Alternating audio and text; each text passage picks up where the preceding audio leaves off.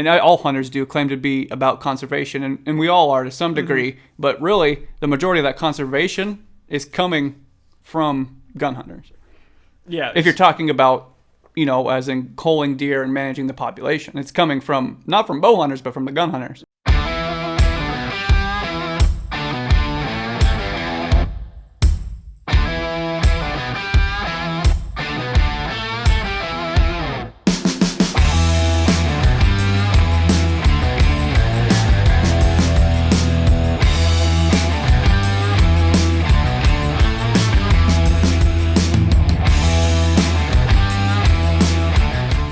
We're back, another episode of the Out Here Show, and we got a lot of good topics. The last couple episodes we've had just one major topic. We got a few different ones and different segments we're going to do today. But first, kind of like we usually do, just real quick, you want to kind of go over what we've been doing in our little whitetail world. We're actually out today doing some stuff. Yep, right now it's just full-blown trail camera mode.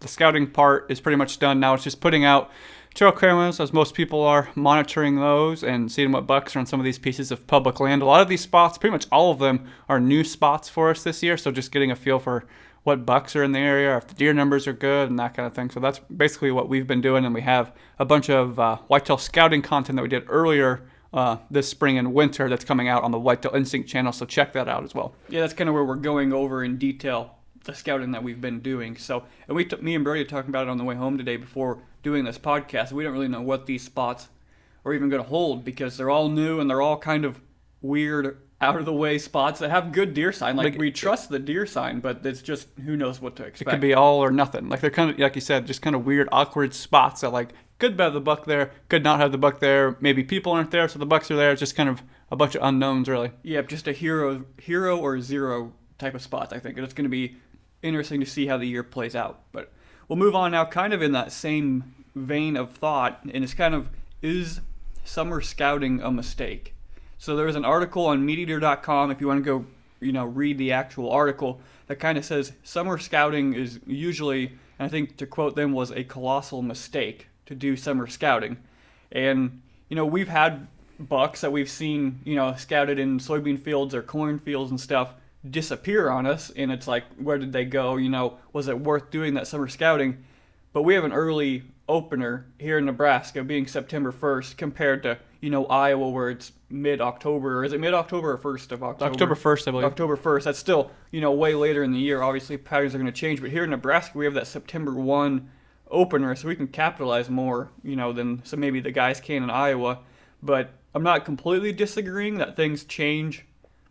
Summer buck patterns change, but I don't think it's a complete colossal mistake anyways. Yeah, I mean, I think I saw that and text you and tried to ask you, when do you think the successful hunts, whether you killed one or saw a big buck, where do you think the information came from that led to us being in that situation? Did it come from winter scouting? Did it come from summer scouting? Or did it come from, an in-season hunt where you just went in somewhere off a map scouting? I tried to ask you, I can't remember what we kind of came up with. And I think thinking back on it now, it's the summer scouting and the aerial scouting that gets us into the right spots, but a lot of time there's still adjustment during the year, it seems like. I don't know that we can pick one thing, but I do know the summer scouting and the off-season scouting gets us a whole lot closer faster than not going out at all. Yeah. But it's definitely, like anything though, it's definitely a mix of all, a bunch of different things, but I think they're all equally important.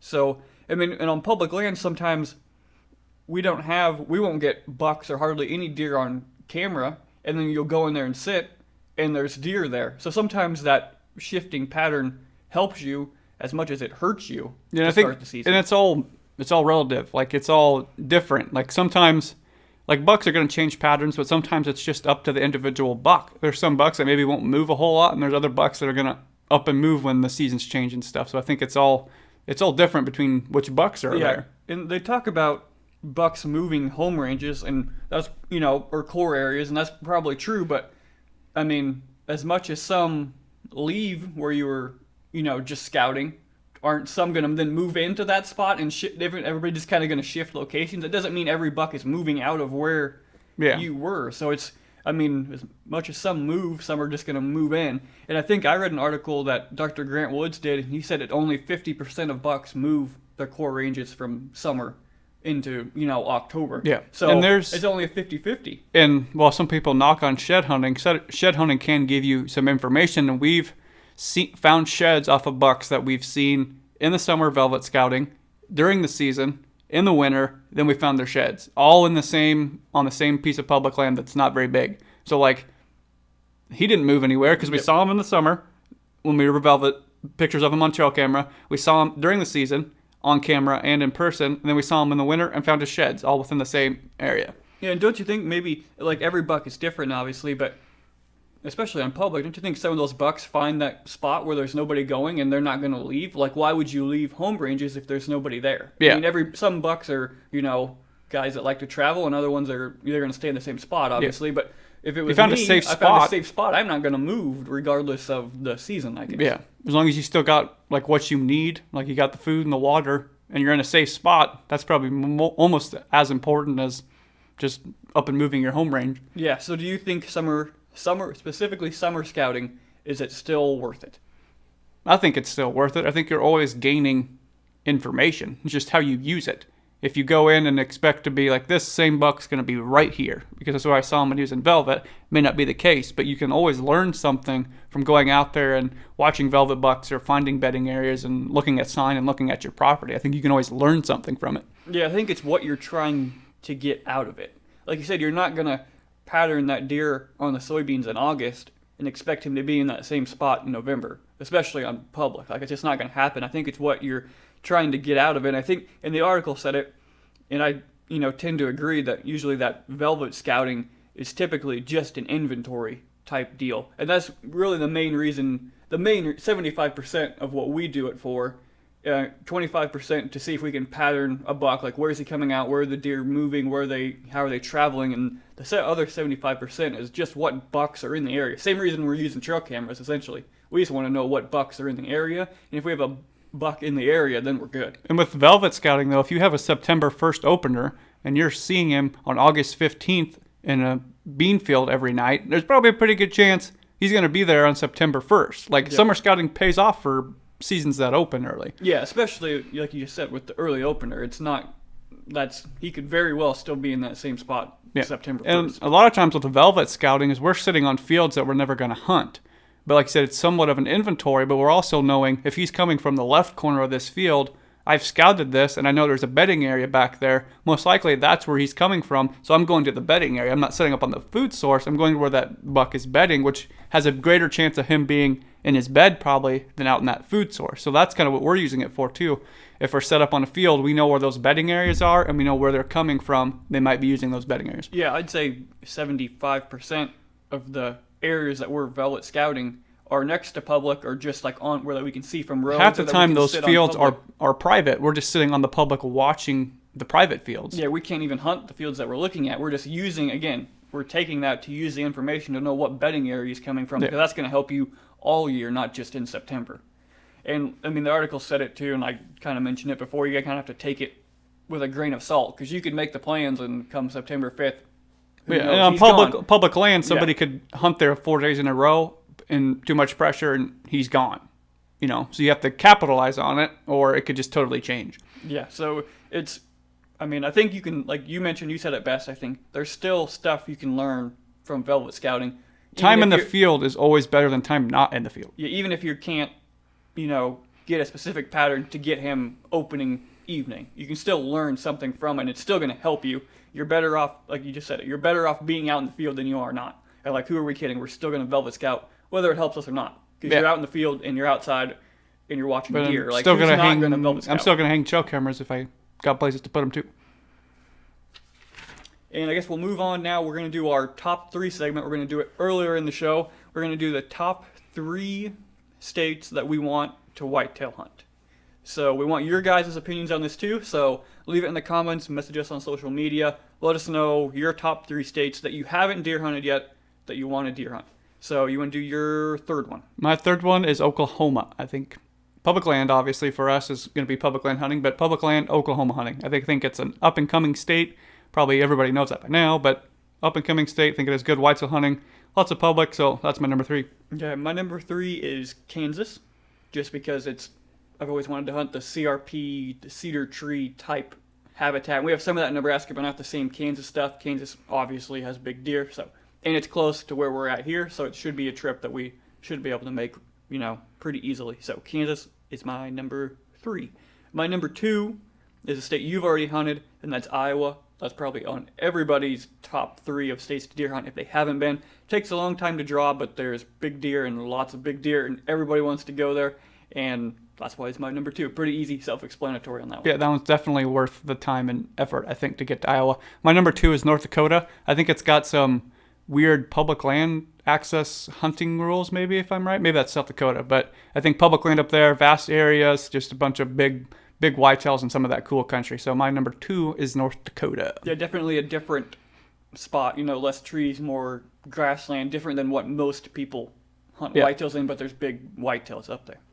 My number 1 is Montana. Always, since I was young, wanted to hunt Montana, like Milk River, just cool terrain to hunt whitetails in. My number 1 is also Montana, so yeah, along the Milk River as well. We're thinking the same thing. For some reason, it was always on the hunting shows and stuff growing up, where they'd go hunt Montana. It was always Milk River and Montana. It's just what I picture whitetails on the prairie being in. Yeah, exactly. It's just like picturesque whitetail hunting along the river, big cottonwood trees, CRP grassland and alfalfa fields. Yep. So that's my number 1 as well, Montana. So I got Kansas, Iowa, Montana. You had Oklahoma, North Dakota, Dakota, and then Montana.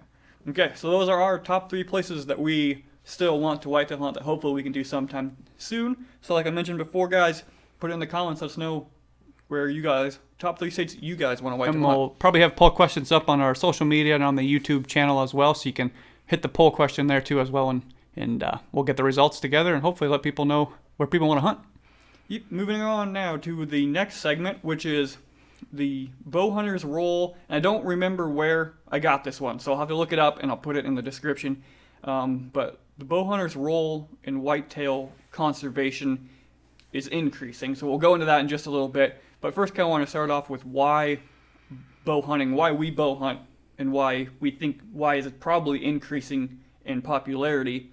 And for me, it was just the increase in season. We can hunt September 1st through December 31st with a bow here in Nebraska, and that's where with a rifle we have the 9-day gun season. So just bow hunting gives you 4 months of deer hunting, which is perfect. Yeah. I'd hunt 12 if they'd let me, so getting as much as I can, that was a big draw for bow hunting. Yeah, I'd say plain and simple, you just have more time to hunt in the woods. And for us, we didn't have property, so we're hunting property that our family has for permission during the rifle season. So, and it wasn't the greatest, and we didn't have any other place to go, so we went there and enjoyed our time out there. But then public land during the rifle season is a dangerous proposition here in Nebraska, so we didn't want to go to public land. We wanted to hunt other places, but couldn't really safely hunt public land during the rifle season. And then so bow allowed us to do that as well, as be able to hunt public land. Yep, and I think that's the case for a lot of new hunters and hunters in general that started bow hunting. Was the length of the season is so much longer, it gives you so much more time out in the field. I think the challenge of it, you have to be a whole lot closer than you do with a gun, although some guys just launch it and it's not that much different than shooting a gun. But I think the challenge of bow hunting is appealing to a lot of people, especially, on public land, adds another challenge to it. So I think that is a draw for a lot of guys too. Yeah, I think plain and simple, for us and for a lot of people, it's just longer season, more time in the woods.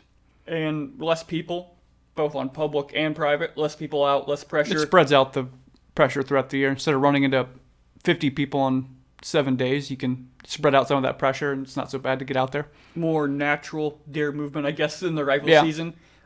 If you're looking to, hunt deer the traditional way, I guess, or the more, I don't want to say easier way, but the more natural way. I think the trip factor too, especially now, taking whitetail hunting trips.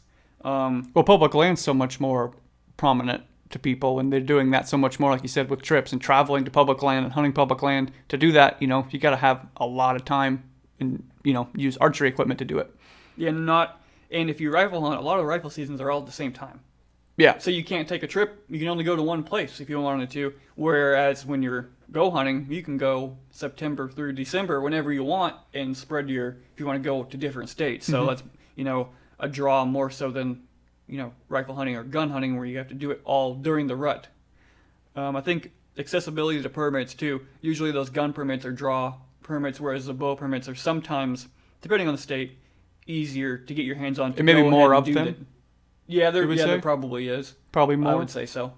More of them, easier to get, so it makes it easier, to do those out-of-state trips. So, and let us know what you guys think. Why do you bow hunt? Why do you like the challenge of it? Do you like the increased season? My guess is it's something we've already mentioned. Those seem to be the top factors in why people bow hunt, but definitely let us know what you guys are thinking. So we're kind of move on now to the point of the article, and it was an outdoor life, and it was the bow hunter's role in conservation is increasing. So we're seeing the role that bow hunters are playing helping whitetails, which is good all around. But it said 25% of all whitetails killed. I was going to have you guess that, but I just told you, so now you don't even have to.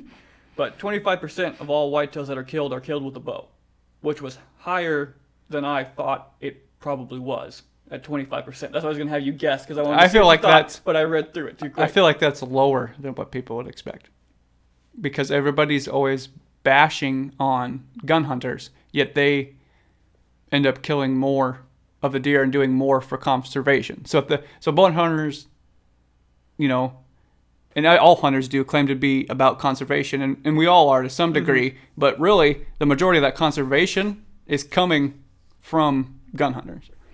Yeah. If you're talking about, as in culling deer and managing the population, it's coming from, not from bow hunters, but from the gun hunters. Yeah, and a lot of bow hunters like to get on their high horse and get mad at the Orange Army, which is a term I absolutely cringe at whenever somebody says it.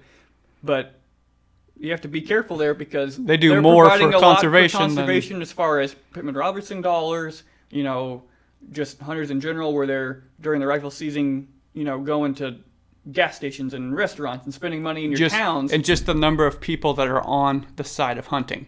If you take out gun hunters from the voting population, from people that are going to stand up for conservation and wildlife and our hunting rights and gun rights, a lot of that comes from the Orange Army.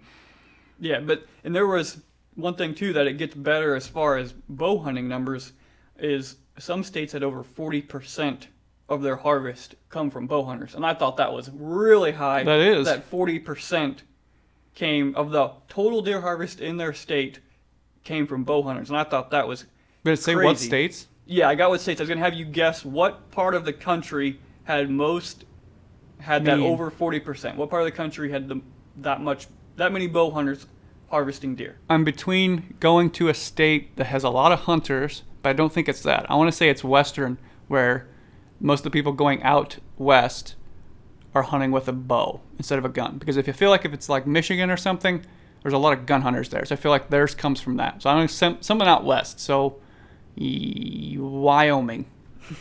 You're not even close. Oh my gosh. So it's the northeastern states. So New Jersey was 63%.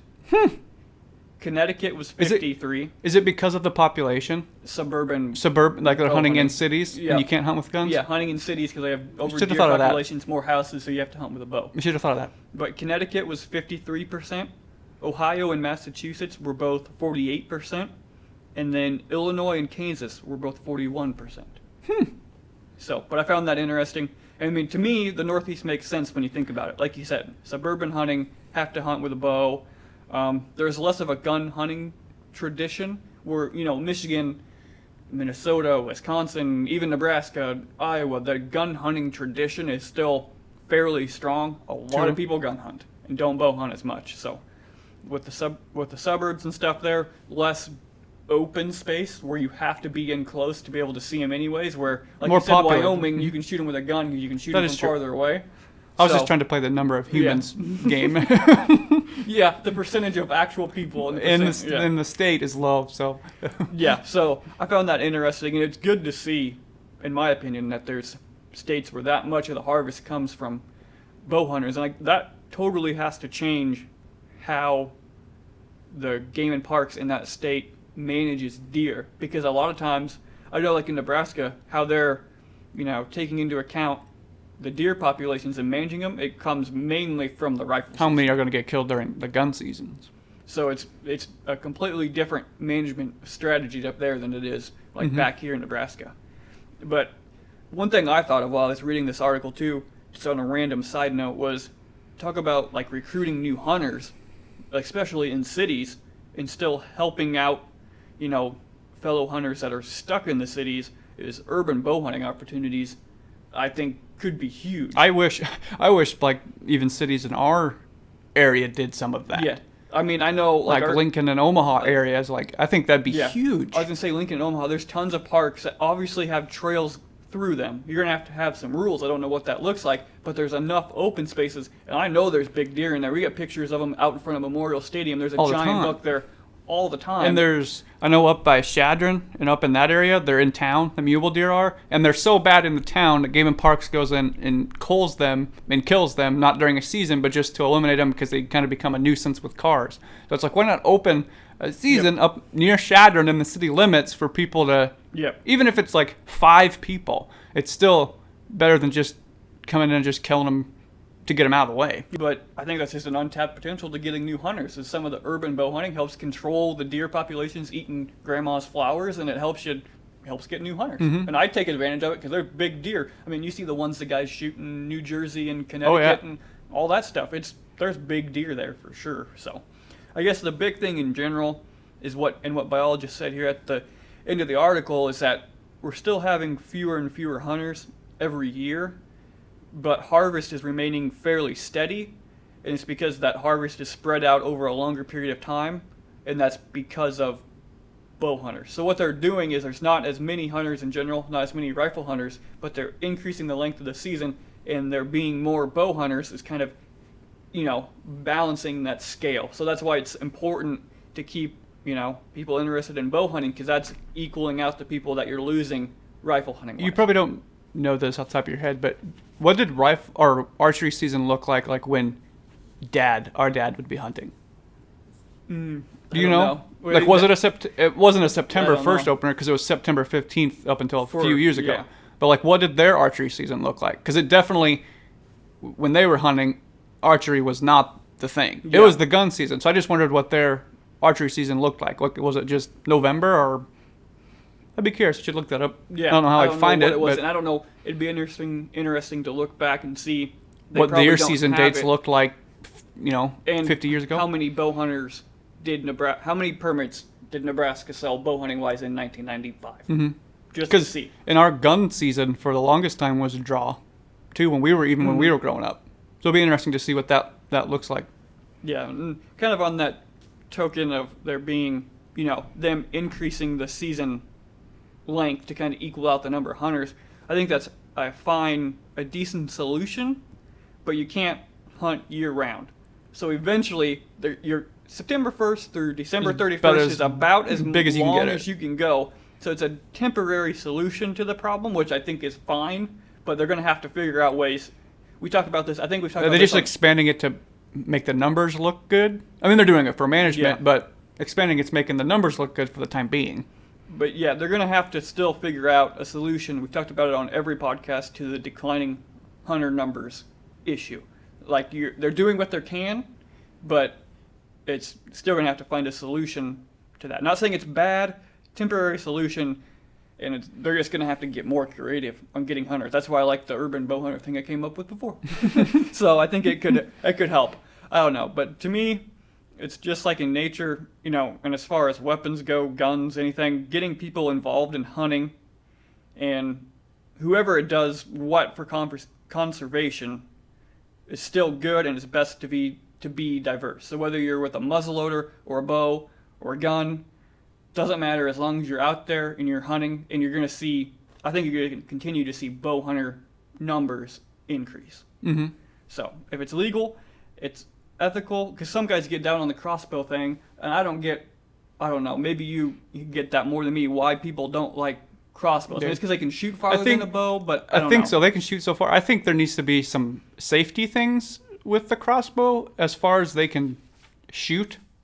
You can shoot those things a long way, so I think maybe some more like safety things so you don't have people getting shot with a crossbow, because they do. It's not like with a bow, I think safety-wise, if you're walking and somebody sees you, like with a bow, you're pretty safe. But with those crossbows, they can shoot like a gun can shoot. And I think that's where some of the bow hunter people get mad that they're lumped in. Because it kind of is a gun. Because it kind of is pretty much a gun.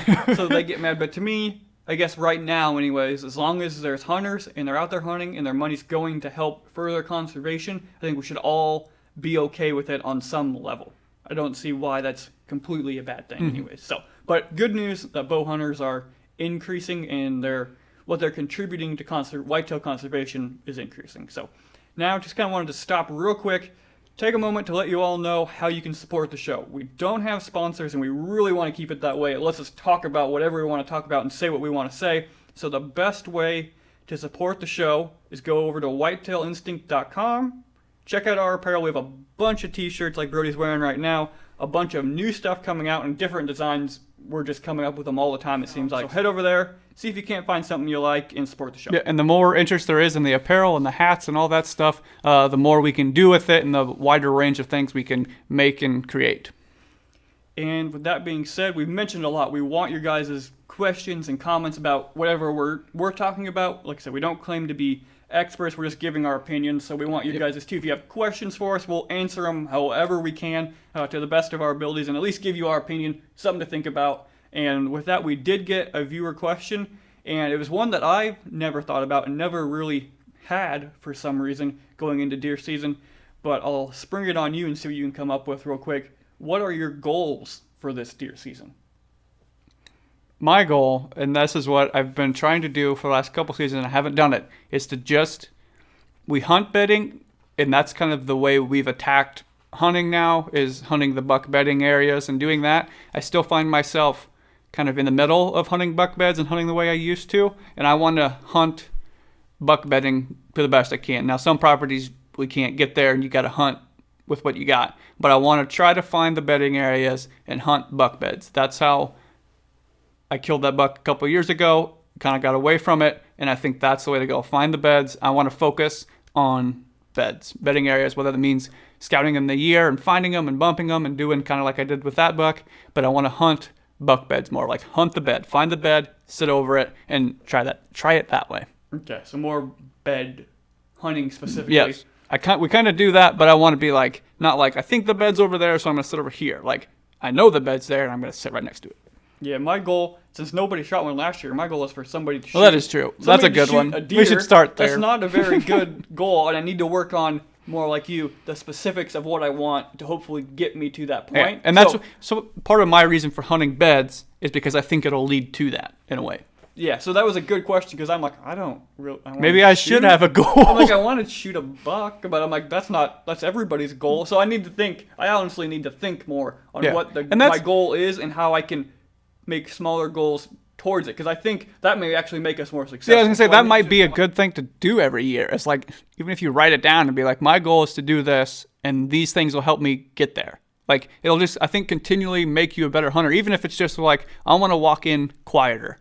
So then every time you go out, you try to walk quieter. You don't hurry as much. You go quiet, put your stand up quiet, becomes a habit, and you just slowly get better. That's probably a wise thing to do. Yeah, if there's one thing you feel like, like you mentioned, I feel like I walk in too loud and it's costing me. So then you write that down as your goal, and then you just do that all year. That's what you concentrate on. Or pay attention to wind. Yeah. I want to always, instead of just going willy-nilly or, the wind's kind of off, I'll still do it. Pay attention to the wind and really, hunt with the wind. Yeah, it just makes you, it actually builds you towards something. I never thought about that. Like an athlete. They're like, I need to throw better, or I need to pitch better, or I need to catch better. And they work on doing that better. That's one specific, the details. Yep. The one little detail, what you feel like you need to work on. So that was a really good question that I've never thought of, that I'm like, I'm too stupid not to realize you probably have some goals that might give me a little bit better direction as far as the deer season. Do you have the name of the person that asked it? It was on Instagram. I believe it's Steelhead Boy, I believe. Okay, if it's not, we'll flash it up, put the real name up on the screen. That's who it was. But that was a super good question. Thank you for that. As soon as I thought that,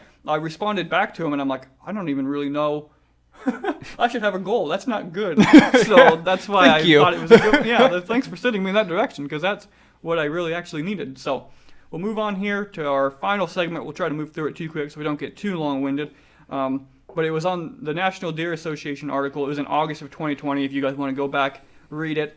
But it was on what biologists have learned and how it's changed how they hunt. So usually with this deer research, it's always fun to read. I always read it. But sometimes it's so broad, it's hard to Or apply. sciencey. Yeah, and it's so like, well, yeah, we already knew that bucks cruise during the rut. Like, that doesn't help me. So we'll see what we can learn from it, what they learned from it, dive into them and kind of see what happens. So hunting pressure was probably the one that they talked about, first. But it's probably the one they didn't need signs to tell us about, is that hunting pressure shifts the way bucks move on the landscape. So that's what I was talking about is, well, yeah, we knew that already, and it's too broad to actually help us as deer hunters. Little kids like ice cream. Yeah. Yep, we proved it. They like it. Exactly. That's kind of true. So, like, yeah, November 1st rolls around here, deer movement completely changes on public, and it's because of hunting pressure. So, what I really would need to know is how much pressure. Like, how much pressure can I put on a location? Or how long till they shift back, or where do they go? That's my next one. What area does he go to when there's pressure? That's what I really need to know. So dig a little bit deeper in your research, because that would actually help us. So, and it was this was the best part of this first part. I wrote it down. It says deer are individuals, and only general observations can be made. I'm like, oh my god, that doesn't like that's. But that's the whole thing of everything you try to do as a hunter. You're never gonna pinpoint it down. It's not like this buck did it, so I can do this every time. Just like that's it. These bucks are individuals, and everyone is completely different. Yeah, so I mean, you can only make when articles and stuff try to tell you specific things you have to do. With hunting, you can only make general statements. It's all about that specific situation. Like, you can only bump a buck once. We bumped a buck once. You went right back in and killed him. If you do, he won't come back. That's just, it's not. Some bucks might, but other ones you can probably might bump them 5 times. They don't care. They feel safe, or that's just how they roll. Or deer won't cross your ground scent. How many times have deer crossed the ground scent and not even cared? So it's with deer hunting. There's a lot of blanket statements. It's all situation dependent. So like I said, we get a lot of that in the hunting industry. Every deer, every situation is different, and you can't do this or you can't do that, and that's just complete crap. You can do. Technically, you can do whatever you want as long as it's within the rules. What works for you, and they said it themselves. Every deer is different. Yeah. So, now they kind of went through the difference between old and young bucks, and I think you'll be interested in this, and it's going to prove what you already know, and we're going to be hunting more of this type of habitat. But so 4.5-year-old and younger bucks, and 5.5 and older is where they split the range. So for some of us, 5.5 on public doesn't apply. Getting one older than that, but I think you can take it with a grain of salt and use it for your age class. Yeah. So just use it as 3.5 on public might be a 5.5 on private. Use it as upper age class bucks and younger bucks. This is how depending I on where you're at. If the upper age class is 3.5, that's what it is. So the 4.5 and younger bucks avoided wetlands, but the 5.5 and older bucks barely left wetlands before dark. They did a GPS collared study. And there's more specifics in the article. Again, you can go I wonder what the specifics of why 4.5s don't go there is because the big buck's there. Yeah. And he's like, get out until he gets old enough to take that one's place? Or does he finally realize this is pretty dang safe, or I've been pushed here or something? Yeah, realizing that's where it's safe. But it was, again, you kind of already know that 4.5-year-old bucks aren't going there, and the big bucks are in the swamps. And the 4.5-year-old and younger were in open woodlands more often of the time. And the 5.5-year-old are something we talk about all the time. We talked about in the scouting videos on our Whitetail Instinct channel, is they're on the edge habitat. They frequented the edge habitat way more frequently than they did the open woodlands, whereas the younger bucks were complete opposite of that. So that's actually something you can learn if you're targeting. Just increasing your odds of seeing a mature buck for your area. Is going to that edge habitat. And this is the one we all know. Younger bucks were more often in fields. The older bucks avoided fields at all costs.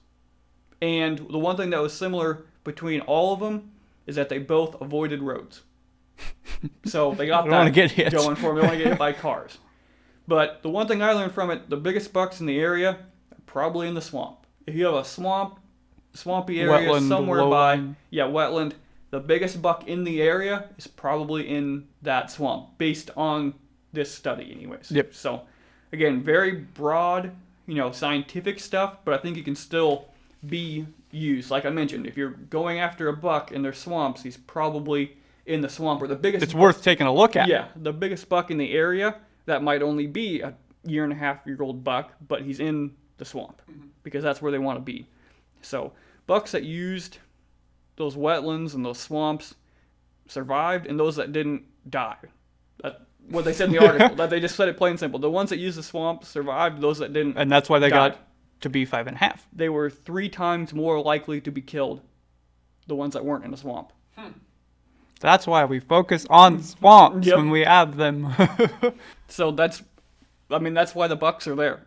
I mean, they learn they're 3 times more likely to be killed if they're not in the swamp. So they go to the swamp. And they don't want to die. Yeah, it's just hard to hunt areas. It's wet, it's mucky, there's no trees, so it's a harder to hunt area, and the bucks feel safe.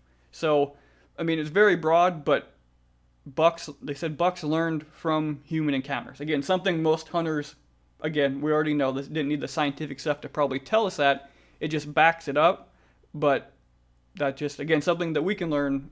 Don't try to decrease your encounters with bucks. Again, something we all knew, but something to keep in mind. And I think that's the hard thing, is if you're going for deer sightings, open woods is better, because you'll see 4.5 and younger. You'll see them all running around.